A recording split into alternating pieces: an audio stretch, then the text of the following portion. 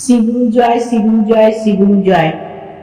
আমি আমার কুলদেবতা গিরিধারীলাল গুরুর চরণে অনন্ত কোটি প্রণাম জানিয়ে এবং ভগবান দাদুর রাতুল চরণে প্রণাম জানিয়ে আমি আমার গুরু কথা শুরু করলাম। আজকে আমি গঙ্গাসাগরের যে মেলা হয় সেই মেলার প্রসঙ্গে একটু বলবো। সদা জাগ্রত কপিল মুনি গঙ্গাসাগরে শিবুর সঙ্গে শিবিরে অনুরাগী ভক্ত উপলব্ধি করেছেন কিভাবে যাত্রীদের প্রতি তার কৃপা দৃষ্টি নিবন্ধ থাকে।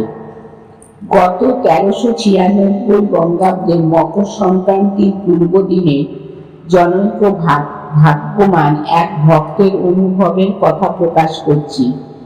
সকল যাত্রী তখন বিশ্রামে আছেন। ভক্তটি জেগে জেগে তার ইষ্ট দেবতাকে স্মরণ করছেন। তিনি অবলোকন করলেন করুণাময় শ্রী শ্রী গুরুদেব শিবিরের মধ্যে পদচারণা করছেন। পরের দিন সাধু ভান্ডারার পূর্বে শ্রী শ্রী গুরুদেবের ভোগারতির সময় নিমন্ত্রিত অনেক সাধু মহারাজ আরতিতে অংশগ্রহণ করেছিলেন।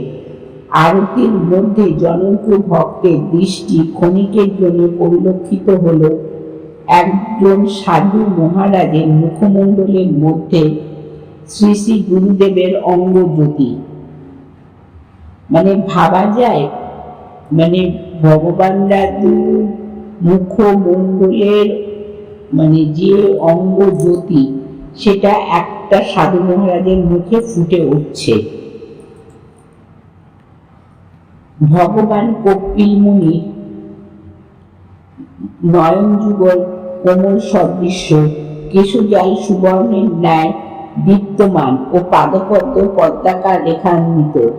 পরিব্রাজক বর শ্রী শ্রী দুর্গা প্রসন্ন পরমহংসদেবের নয়ন যুগল ও কমল সদৃশ্য, ক্ষমা সুন্দর ও দৃষ্টি করুণা ঘন। তিনি জটাজুটধারী শিব সদৃশ্য, পাদপদ্মে শঙ্খচক্র রেখান্বিত। দর্শনে হৃদয়ে এক অনাবিল আনন্দ অনুভূত হয়। এখানে ভগবান দাদু তার ভক্তদের সাথে যে লীলা করেছেন, ভগবান দাদুর লীলাগুলোই এত সুন্দর এবং এত অবর্ণনীয়, কল্পনাই করা যায় না। মনে হয় যেন এক অনাবিল স্বর্গের মধ্যে বাস করছি। এটাই সব থেকে লক্ষণীয়, এইটা বর্ণনা করেও শেষ করা যায় না, এত সুন্দর লীলা।